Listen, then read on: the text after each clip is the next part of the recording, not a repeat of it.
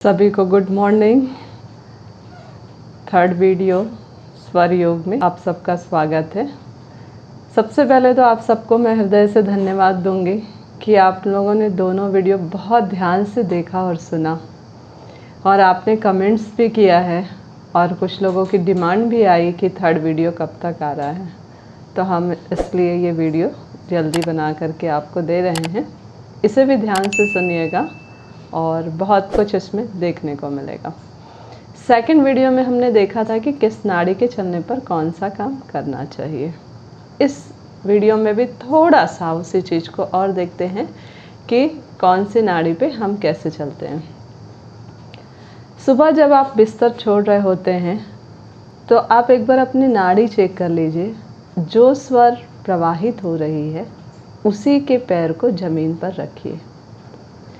जैसे अगर ईड़ा नाड़ी चल रही है तो आप अपना लेफ़्ट पैर ज़मीन पर रखिए और थोड़ा सा 3-4 कदम दक्षिण दिशा में या पश्चिम दिशा की ओर चल लें, और फिर अपना जो रास्ता है उस पर चलें। और अगर आपका पिंगला नाड़ी चल रहा है तो अपने राइट पैर को ज़मीन पर रख दीजिए और थोड़ा उत्तर या पूर्व की दिशा में 2-3 कदम चल लें और फिर अपने रास्ते पर चलने। देखिएगा इससे क्या फ़र्क आपको महसूस होगा।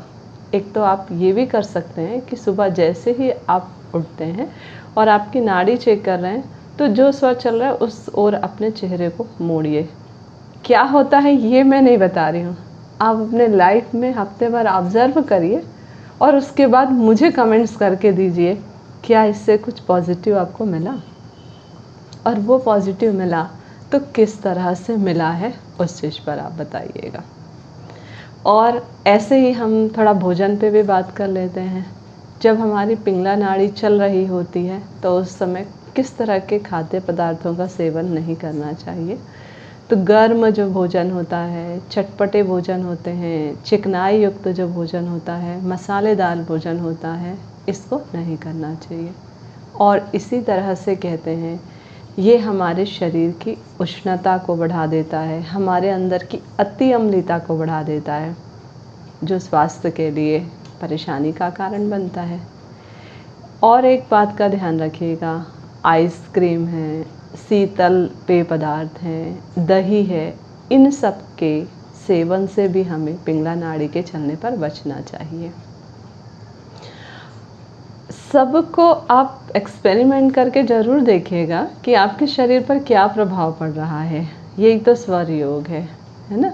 ऐसे ही जब आप स्नान करते हैं, हमने लघु शंका दीर्घ शंका की तो बात कही थी, स्नान की बात करते हैं। कुछ लोगों को आदत होती 12 महीने गर्म पानी में नहाने की, और कुछ लोग 12 महीने ठंडे पानी में नहाते हैं। तो जिनको गर्म जल से नहाने के आदी हैं जो लोग, वो लोग जब पिंगला नाड़ी चल रहा हो तो ज़रूर नहाएं। और जिन लोगों को शीतल जल से नहाने की आदत है वो लोग जो है ईड़ा नाड़ी के प्रवाह पर स्नान करें। ऐसे ही हमारे घर में या आसपास हमारा जो फ्रेंड सर्कल होता है, कभी कभी ऐसा होता है ना कि छोटी छोटी बातों को लेकर विवाद शुरू हो जाता है और हम उस विवाद को सुलझाना चाहते हैं, पर कई बार ऐसी होती है बातें आ जाती है कि वो विवाद बहुत ऊंचा या बहुत लंबा चल जाता है और हमारा मन कर रहा है कि अब यहीं विवाद को ख़त्म करें और सुलझा लें। तो ऐसी स्थिति में क्या करना चाहिए, एक बार अगर आपके दिमाग में बात आ रही है कि अपने स्वर का परीक्षण कर लें तो देख लीजिए, चेक कर लीजिए कि कौन सा स्वर चल रहा है। जो स्वर चल रहा है उसी तरफ के पैर को उसकी तरफ बढ़ा दीजिए और उससे सुलह के लिए बात कर लीजिए। पर शरीर का वो हिस्सा उसकी तरफ रखिए जिधर का स्वर बहुत धीमी चल रहा है, या कह सकते हो निष्क्रिय चल रहा हो। देखिएगा जल्दी से आपका सुलह जो है या वो झगड़ा या विरोध जो है वहीं पर समाप्त हो जाएगा। ऐसा करके देखिएगा। ऐसे ही कई बार होता है कि हमारे शरीर में कुछ बीमारियां आती हैं, है ना। इस पर भी हमने बात किया था कि बीमारियां जो आती हैं उसके पीछे भी कारण क्या होता है। कोई हमारा एक स्वर जो है ज़्यादा चल रहा होता है। अब हमें देखना है कि कौन सा स्वर चल रहा है। अगर बीमारी की प्रकृति है और लक्षण है तो उसको देखते हुए आप चेक कर लीजिए कि आपकी कौन से स्वर में ज़्यादा, वैसे स्वर योगी तो कहते हैं आधे आधे घंटे में हमको बैठे बैठे ही ऐसे अपना स्वर चेक कर लेना चाहिए, कोई बड़ी बात तो है नहीं है ना। कुछ लोग बैठे बैठे जैसे पैर हिलाते हैं, सिर हिलाते हैं, शरीर को हिलाते हैं, हम स्वर चेक कर लेते हैं, कितना लगता है, सेकंड की तो बात है। तो वहाँ पर आप देखिए क्या आपकी कोई एक नाड़ी कंटिन्यू काफ़ी ज़्यादा चल रही है, या उस दिन में काफ़ी चल रहा है, या लगातार 2-4 दिनों से वही नाड़ी चल रही है। तो ऐसी स्थिति में कहते हैं कि कुछ कुछ बीमारियों के होने की या बढ़ने की संभावना होती है। जैसे अगर हमारा पिंगला नाड़ी जो है ज़्यादा चल रहा है, तो इसका मतलब है कि कहा जाता है कि हमारा रक्तचाप या फिर अति अम्लता की जो स्थिति होती है, उदर संबंधी जो है, उदर विंड कहते हैं, ये इस तरह की बीमारियां होने की संभावना व्यक्त की जाती है। मैं बिल्कुल ऐसा नहीं कहूँगी कि होता है, होने की संभावना स्वर शास्त्र कहता है या स्वर योगी लोग कहते हैं। ऐसे ही जब हमारी ईड़ा नाड़ी चल रही हो, बहुत ज़्यादा कंटिन्यू चल रही हो, तो इससे कहा जाता है कि मोटापा है, अपचन है, और हमारा अतिसार है, हैजा है, श्वासोच्छ्वास में गड़बड़ी है, पौरुषहीनता है। इस तरह की जो बीमारियां हैं या इस तरह की शिकायतों की संभावना जो है या आशंका जो है बढ़ जाती है। तो हम इसको चेक करके कहीं ना कहीं इस पर थोड़ा सा सावधानी बरत सकते हैं। अब कैसे सावधानी बरता जा सकता है ये आपको मैंने बताया था कि हम स्वर को कैसे परिवर्तित कर सकते हैं। थोड़ा और आगे बात कर लेते हैं, उसके बाद देख लेते हैं कि हम स्वर में परिवर्तन और कैसे कर सकते हैं। जैसे अभी कुछ दिन पहले की बात है, मैं 50 आवर्स योगा टीटीपी ले रही थी, तो एक मेरे पार्टिसिपेंट्स ने पूछा कि आप हर बार कहती हैं कि राइट करवट लेकर के उठो, जबकि बहुत सारे योगा हमने अटेंड किया है उसमें कहा जाता है लेफ़्ट करवट लीजिए और उठिए, ऐसा क्यों? तो मैडम हम रात में खाना खा के किस करवट में सोएं, ये वाली बात भी आई थी। तो ये बात भी बताती हूँ मैं आपको कि लगभग 50 से 60 जो स्वर साधक थे, उन लोगों को एक हफ्ते जो है टेस्ट के लिए दिया गया कि आप लोग हर आधे घंटे में अपने स्वर का परीक्षण करो और देखो कि क्या फ़र्क पड़ता है। तो उनको एक हफ्ते लगातार कहा गया कि आप राइट करवट ही सोना, लेफ्ट नहीं। और वो एक हफ्ते बाद जब परीक्षण किया गया तो ये देखा गया कि उनका डाइजेशन जो है वो पहले जैसा नहीं रहा, उसमें थोड़ी प्रॉब्लम आई। वापस फिर उनको लेफ्ट करवट सोने कहा गया, तो उससे उनका पाचन अच्छा हुआ। और मैंने भी इस चीज़ को महसूस किया, इसलिए मैं भी यही कहूँगी कि हमें रात्रि में जब हम सोते हैं तो हमें लेफ़्ट करवट में सोना चाहिए। ईड़ा नाड़ी चलती है आपकी, और जब आप राइट करवट में उठते हैं जब सुबह, तो राइट करवट होकर के उठिए, तो दिन भर की आपकी एनर्जी जो होती है बनी होती है। पूरे का सार यही है कि शरीर में विभिन्न प्रकार की पाचन संबंधी विकारों की जो संभावना होती है, उसको अगर उस शिकायत को आप कम करना चाहते हैं तो स्वाभाविक है कि आप थोड़ा सा अपना बाएं करवट में लेट जाया करिए। और आपको लगता है कि इससे गड़बड़ हो रहा है तो आप अपने रूटीन में चलिए, है ना। ऐसे ही कभी कभी ऐसी स्थिति आती है ना कि हमारे शरीर में बहुत गर्मी का एहसास होने लगता है। जब बहुत गर्मी लग रहा हो तो क्या करना है, उस स्थिति में आप राइट करवट लेकर के थोड़ी देर आराम करें तो आपको राहत मिलेगी। ऐसे ही कई बार होता है शरीर में बहुत ठंडकता का एहसास होने लग जाता है, ऐसी स्थिति में आप लेफ़्ट करवट लेकर के लेट जाइए कुछ देर, आपको राहत महसूस होगा। जब बुखार होता है, फीवर होता है, तो बहुत टेम्परेचर होता है ना, ऐसा कहते हैं स्वर शास्त्र में या स्वर साधक जो हैं वो लोग कहते हैं कि बुखार में जो है पिंगला नाड़ी के प्रवाह को जितना आप रोक सकते हैं उतना आप उसको रोक लें। इससे क्या होगा, हमारे शरीर का टेम्परेचर जो है वो कम होने लगेगा, है ना। अब कैसे इसको हम परिवर्तित करें भाई, कुछ कुछ जगह पे हमको लग रहा है ना कि उचित है, हाँ थोड़ा सा ही तो है कि हम अपनी नाड़ी बदल लें, श्वास प्रश्वास के जो गति है उसमें परिवर्तित कर लेते हैं तो बहुत राहत मिलता है शरीर को। तो क्या कर सकते हैं? आपको चेक करने का तरीका तो मैंने बताया था, बदलने का भी कुछ और तरीका बताई थी, एक बार और रिपीट कर देती हूँ। आप जो है जो स्वर चल रहा है उस स्वर की नासिका में या तो अपनी उंगली डाल करके थोड़ी देर रखिए, या रुई कपास जो होता है उसकी कुछ फाहें बना लें और उसको नाक में डाल दें, और जो अवरुद्ध नासिका है उससे धीरे धीरे श्वास लेते छोड़ते रहें। तो कुछ देर बाद जो अवरुद्ध नासिका थी या स्वर था वो चलने लगेगा। इस तरह से अपने स्वर को बदल सकते हैं, है ना। दूसरी चीज़ क्या हो सकती है? दूसरा हाथ क्या कर सकते हैं? आप अपना जो स्वर चल रहा है उस तरफ के स्वर वाले हिस्से में, जो जैसे मान लो मेरी लेफ़्ट नासिका चल रही है, तो अपना ये जो काक का हिस्सा होता है हाथ को यहाँ पर रख करके दबा करके रखिए कुछ देर के लिए, और उस नासिका से श्वास लेते छोड़ते रहें। थोड़ी देर बाद वो चेंज हो जाएगा। कुछ साधक जो होते हैं, जो स्वर साधक होते हैं, वो लोग क्या करते हैं? योग दंड का इस्तेमाल करते हैं। यहाँ पर जिस तरफ का स्वर चल रहा है उधर के काक वाले हिस्से पे दबा देते हैं, तो वो स्वर जो है धीरे धीरे बदलने लग जाता है। और एक रास्ता ये भी है, जो स्वर चल रहा है और आपको बदलना है, उसी करवट में आप थोड़ी देर लेटे रहिए। जब आप थोड़ी देर लेटे रहेंगे तो वो दूसरे स्वर से, दूसरे नासिका से स्वर चलना चालू हो जाएगा। ये भी एक तरीका है। और ये सब भी नहीं कर सकते हैं, झंझट लग रहा है, तो लोग कहते हैं कि नेचुरल से तरीके से जो हवा के झोंके होते हैं, कभी गर्मी कभी ठंडी, इससे भी बदलता है। तो हम इसी के आधार पर क्या कर सकते हैं? एकदम गर्म पानी से या एकदम ठंडे पानी से अपने मुंह पे छींटे मारें, या फिर क्या कर सकते हैं? नहा लें, तो भी आपका स्वर बदल सकता है ना। इसी तरह हम क्या देखते हैं कि हमारा जो भोजन होता है, भोजन भी स्वर बदलने में काफ़ी बड़ा रोल अदा करता है। कैसे रोल अदा करता है? अगर आपको आपका पिंगला नाड़ी में स्वर को चलाना है तो क्या करना होगा?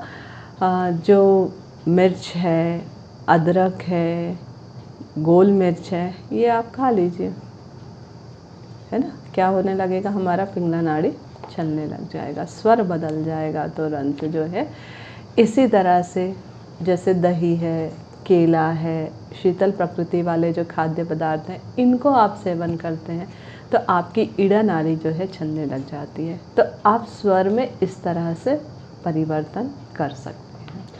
अब इन स्वरों के माध्यम से या स्वरों में परिवर्तन करने के लिए स्वरों की गति के आधार पर हम अपने व्यक्तिक आलोकन कैसे कर सकते हैं, इस पर थोड़ी चर्चा कर लेते हैं। तो स्वर साधक जितने हुए हैं उन लोगों का कहना है कि जो भी स्वर साधना को करता है उसे अपनी जीवन शैली, आहार आदि पे विशेष ध्यान रखना चाहिए। प्रातः काल उसे जल्दी उठ जाना चाहिए। उनका तो कहना है कि 4 बजे तक उठ जाना चाहिए, और कहते हैं रात्रि में जल्दी सो जाना चाहिए, ज़्यादा से ज़्यादा 10 बजे तक, है ना। इसी तरह से स्वरोदय सास जो है ना, और स्वर साधक जो हैं, इनका कहना है कि शाकाहारी भोजन करें, उपवास करें, आसन करें, प्राणायाम और ध्यान का नियमित अभ्यास करते रहें, तो इससे भी आपको काफ़ी सुंदर जीवन का अनुभव होगा। स्वर शास्त्र जो है या शिव स्वरोदय जो है, ये कहता है कि हमारी हर नाड़ी न्यूनतम 1 घंटे चलती है। मैंने पहले वीडियो में बताया है कि 60 से 80 मिनट का जो होता है, तो इनका कहना है कि न्यूनतम जो अवधि होती है वो 1 घंटे चलती है। कभी कम ज़्यादा होता है तो वो अलग अलग कारण होता है। प्रातः काल जब होता है, सूर्योदय से पूर्व का समय और दोपहर के समय में कहा जा रहा है कि ये अवधि 3 घंटे तक की हो सकती है। किसी भी एक स्वर के चलने की अवधि 3 घंटे तक हो सकती है। कुछ लोगों का मानना है कि जो सूर्योदय का समय होता है वहाँ पर लगभग सभी मनुष्यों के स्वर एक जैसे चलते हैं, और जैसे जैसे दिन चढ़ते जाता है उनके स्वर जो हैं बदलते जाते हैं। क्यों बदलता होगा भाई, जब प्रातः एक था? तो हर एक के शरीर का तापमान उपापचय की क्रिया, खान पान का तरीका, है ना, लाइफ स्टाइल सब बदला। उसके आधार पर स्वर बदल रहा है, क्योंकि अभी आपने स्वर परिवर्तन करने में ये चीज़ें देखी। और जैसे जैसे संध्या का समय आते जाता है, सूर्यास्त की ओर बढ़ते जाते हैं, फिर ऐसा कहा जाता है कि लगभग सभी लोगों का स्वर एक जैसा संध्या समय में भी चलना प्रारंभ हो जाता है। सामान्य तौर से एक निष्कर्ष सबके लिए निकाला गया था कि 10 से लेकर के 10:30 के बीच में जो है पिंगला स्वर जो है प्रवाहित होता है, और इस समय जो है हमारी जो पाचन क्षमता है वो उच्चतम होती है। इसलिए माना गया कि प्रायः आश्रम वगैरह जो होते हैं उस समय भोजन का समय यही निर्धारित किया गया होता है। दोपहर के समय में 12 बजे के आसपास माना जाता है कि सुषुम्ना नाड़ी का प्रवाह प्रारंभ हो जाता है, और लगभग 12:30 के आसपास से वापस से ईड़ा नाड़ी का प्रवाह शुरू हो जाता है। ऐसा स्वर शास्त्र में कहा जाता है ना। और एक बात जो मैंने पहले भी कहा, वापस फिर कह रही हूँ कि आप लगातार अपने स्वर का जो है अनुभव कर रहे हैं कि क्या चल रहा है। अगर आपको लग रहा है कि 3 दिनों तक एक ही स्वर चल रहा है, तो समझ लीजिएगा किसी भी प्रकार की शारीरिक या मानसिक या भावनात्मक उथल पुथल होने वाला है। जैसे एक एग्जाम्पल लेके चलते हैं, 3 दिन तक अधिकतर ईड़ा नाड़ी का प्रवाह हो रहा है, तो स्वास्थ्य संबंधी जो तकलीफ होगी उसमें क्या हो सकता है, नाक बंद होना, सर्दी जुकाम जैसी शिकायतें हो सकती हैं। और ऐसे ही लगातार 3 दिनों तक पिंगला नाड़ी चल रहा है तो बुखार आना, शरीर में कहीं कहीं पर जो है विषण होने की संभावना जो है, आशंका जो है वो दर्शाई जाती है। एक और अच्छी बात है ना, आप देखिएगा, अगर कोई व्यक्ति किसी को शिक्षा दे रहा है और लेने वाले का पिंगला नाड़ी चल रहा है, तो बहुत अच्छे से उस ज्ञान को वो ग्रहण कर पाएगा। जितना आप सिखाएंगे वो पूरी एकाग्रता के साथ, पूर्ण मनोयोग के साथ सीखेगा, उत्साह के साथ उसको ग्रहण करेगा, उस शिक्षा को आत्मसात कर लेगा।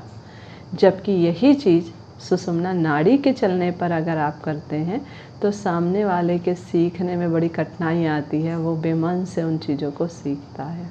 क्या महीनों के हिसाब से भी स्वर चलते होंगे? तो ऐसा माना गया है कि अलग अलग महीनों में अलग अलग स्वर की प्रधानता होती है ना। और संबंधित जो व्यक्ति होता है उसमें अगर संकटपूर्ण स्थिति निर्मित हो रही है तो उसके पीछे है उस राशि में कौन सा स्वर चल रहा है। तो ये माना जाता है कि साल के शुरू के 6 महीने तक जो है वो ईड़ा नाड़ी और साल के लास्ट तक में पिंगला नाड़ी, इनमें से कौन चलेगा, इसमें राशि निर्धारित की गई है। मेष, मिथुन, तुला, धनु, कुंभ राशि वाले जो हैं, इन महीनों में जो है पिंगला नाड़ी चलती है। मीन है, वृष है, कर्क है, वृश्चिक है और मकर राशि, इनके लिए जो है ईड़ा नाड़ी। तो इसमें सावधानी बरतने की जो बात कही जाती है वो थोड़ा ध्यान रखना होगा। जिन दिनों में सावधानी बरतने की बात कही गई है उस समय अपने शारीरिक, मानसिक और भावनात्मक क्रिया प्रतिक्रिया के प्रति जो है अतिरिक्त ध्यान देने की आवश्यकता है। अगर आप ध्यान देते हैं तो आपको थोड़ा वांछित परिणाम मिल सकता है ना। क्या होता है, कई बार अध्यात्म के मार्ग पे भी लोग जुड़े हुए हैं, साधना में प्रवृत्त होते हैं और उनको आशातीत जो है सफलता नहीं मिलती। इसका कारण भी यही होता है। तो हम अगर अपनी स्वर के अनुसार कार्य करें तो हमें अधिक लाभ मिल सकता है। अगर किसी व्यक्ति का ईड़ा नाड़ी जो है लंबे समय तक चल रहा है तो व्यक्ति भावनात्मक रूप से काफ़ी ज़्यादा उद्विग्न हो जाएगा, उदास हो जाएगा, उसका मन बुझा बुझा लगेगा।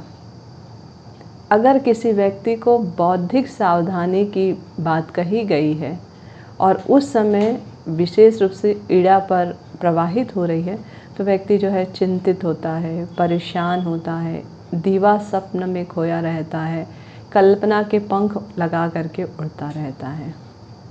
और ऐसे ही जब उस व्यक्ति को कहा गया है शारीरिक, भावनात्मक और बौद्धिक तीनों सावधानी रखने की आवश्यकता है, तो कोई विशेष रूप से जो प्रवाहित हो रही नाड़ी है किसी न किसी व्यवधान या असंतुलन की स्थिति निर्मित कर रहा है, इस बात को कहा जा रहा है। हम एक बार और ध्यान देते हैं कि प्रत्येक मास में कृष्ण पक्ष और शुक्ल पक्ष होता है, ये तो सबको पता है ना।